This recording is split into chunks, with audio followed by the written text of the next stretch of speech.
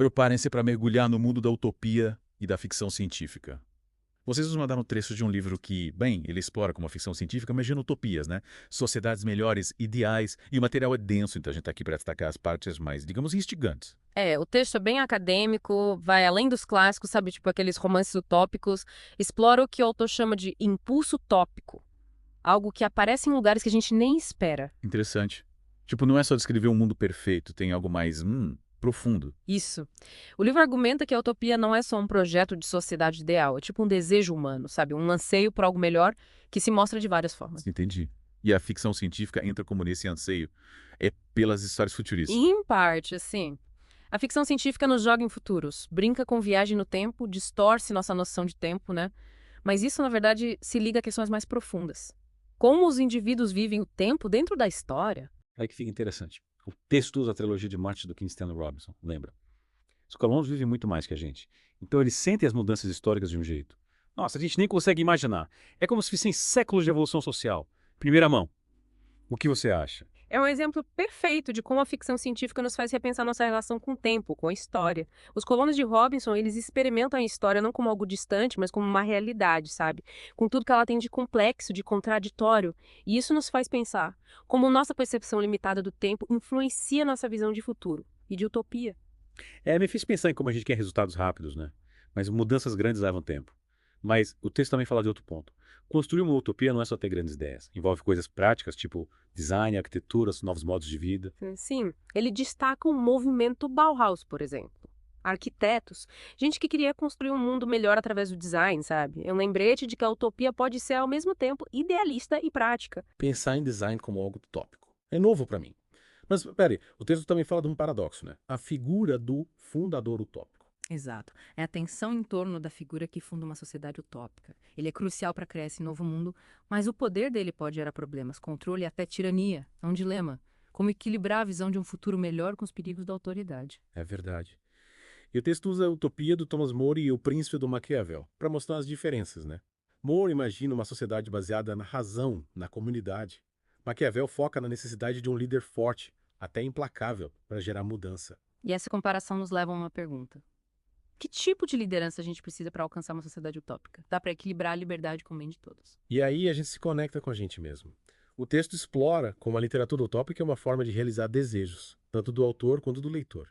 Quais são seus desejos utópicos? Como você imagina um mundo melhor? O que faria você acreditar que uma utopia é possível? A ficção científica é um lugar para explorar esses desejos, mesmo que só mentalmente. O texto usa Os Leres Possuídos, da Ursula K. Le Guin, como exemplo. Imagina uma sociedade anarquista com seus desafios. Isso nos leva a pensar no que a gente sacrificaria por um mundo mais justo. Mesmo em utopias fictícias, sempre tem um preço a pagar, né? Falando em desafios, o texto aponta para a dificuldade de representar a diferença na ficção científica. Como os autores imaginam seres ou sociedades alienígenas de verdade, que não sejam só reflexos da gente? É um desafio.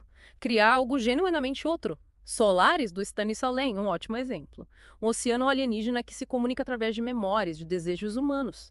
É como se ele mostrasse a dificuldade de realmente entender o outro, o diferente. Nossa, será que a gente conseguiria conversar com uma inteligência alienígena de verdade? Mas sabe o que me chamou a atenção? O texto mostra como a ficção utópica se mistura com outros gêneros. Ficção histórica, fantasia, até sátira. Ficção científica adora misturar tudo. Admirável Mundo Novo, do Huxley, é um exemplo. É distopia, mas também satiriza a utopia. É um aviso de que o caminho para o inferno, às vezes, é pavimentado com boas intenções. E aí a gente chega numa pergunta importante. Será que o pensamento utópico sobrevive no nosso mundo? Com capitalismo, globalização, consumismo. O texto usa Pattern Recognition, do William Gibson, como exemplo. Um mundo obcecado por tendências, por marcas. É como se até nossos sonhos de utopia fossem moldados pelas mesmas forças que a gente tenta combater. E você, o que acha? Utopia é possível num mundo tão consumista. Essa é complexa. Mas é isso que torna esse mergulho tão legal. Não é só a fantasia de um mundo perfeito, mas encarar a utopia num mundo que, muitas vezes, parece o oposto disso. A gente já vê o impulso utópico, como a ficção científica lida com ele através do tempo, do design e do papel do fundador. Para onde vamos agora? O texto continua explorando exemplos de utopia e distopia na ficção científica. Um caso interessante é a trilogia de Marte, do Robinson. Uma visão detalhada de como colonizar Marte, de criar uma nova sociedade. Ah, eu adoro a trilogia de Marte. Não é só sobre a ciência, né? É sobre os desafios de construir um novo mundo, as questões sociais, políticas, até éticas. Robinson nos faz pensar no equilíbrio entre o progresso e a sustentabilidade, os desejos individuais e as necessidades do grupo. E não é só Marte, né? É uma metáfora para os desafios da Terra. Como criar uma sociedade justa, sustentável, com mudanças climáticas, falta de recursos, conflitos. Ficção científica conectada com a realidade, mas o texto também vai para o passado. Fala do Charles Fourier, um socialista utópico do século XIX. Ele tinha umas ideias bem, digamos, excêntricas. Fourier era visionário, mas peculiar. O conceito da falange, por exemplo. Uma comunidade autossuficiente para satisfazer os desejos humanos, criar harmonia. Ele queria projetar uma comunidade que atendesse a todos os desejos, uma utopia baseada na realização individual. É isso. Era radical para a época e ainda inspira alguns pensadores utópicos hoje. Mas o texto levanta uma questão.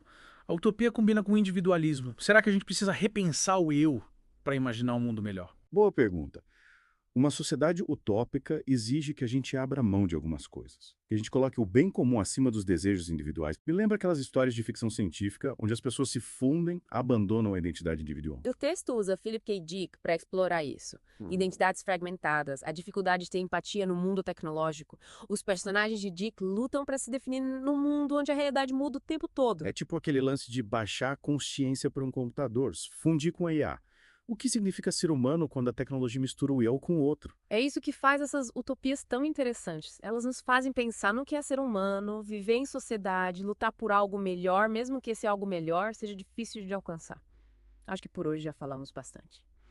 Na próxima parte, vamos explorar mais as ideias de Lane e Robinson. Até lá! Na última parte, a gente falou de como a ficção científica explora essa vontade de utopia. Vimos as complexidades do tempo histórico, do design utópico, até o paradoxo do fundador. Mas ainda tem muita coisa. Fiquei curioso com o Stanisław Lem, histórias complexas e gigantes. Lane é um caso à parte. Ele leva a gente para cenários, alucinantes. A humanidade encontra o totalmente desconhecido. É como se ele dissesse, gente, a gente pode não ser tão inteligente assim. Uma baita humildade que questiona nossas certezas. E a gente falou de Solaris, né? Um oceano alienígena que se comunica por memórias, desejos humanos, mostrando a dificuldade de comunicação. Mas, voltando ao Lane, você falou que ele é meio cético com a utopia. Por quê? Ele explora os limites do nosso entendimento, os perigos de projetar nossos valores no universo. Em Solaris, os cientistas ficam perplexos com o oceano, sabe? Sem entender suas motivações, sua forma de se comunicar. É como um alerta para a arrogância humana. A gente acha que controla tudo, entende tudo. Aí surge algo alienígena e quebra essa ilusão de domínio. Exato. Lane nos desafia a pensar que a verdadeira utopia talvez seja aceitar os limites do nosso conhecimento. Abraçar o mistério. É uma visão que coloca a gente no nosso lugar, sabe? Bem diferente de outras utopias, mais otimistas, que focam só no humano. Me fez pensar. Será que a busca pela utopia não precisa de humildade? Reconhecer que a gente não sabe tudo, que o futuro ideal talvez não seja moldado só pela gente. Mas, mudando um pouco de assunto, o texto fala da sátira na obra do Lane.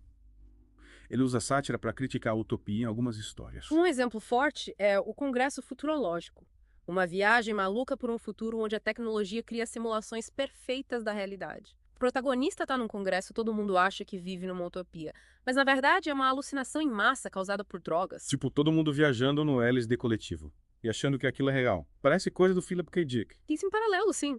Os dois exploram a fragilidade da realidade e como a tecnologia manipula a gente. Mas Lane vai além, satirizando o próprio Congresso Futurológico. Como se até a tentativa de pensar um futuro melhor pudesse ser distorcida por ideologia, por ilusão. Um alerta para os perigos do pensamento de grupo, né?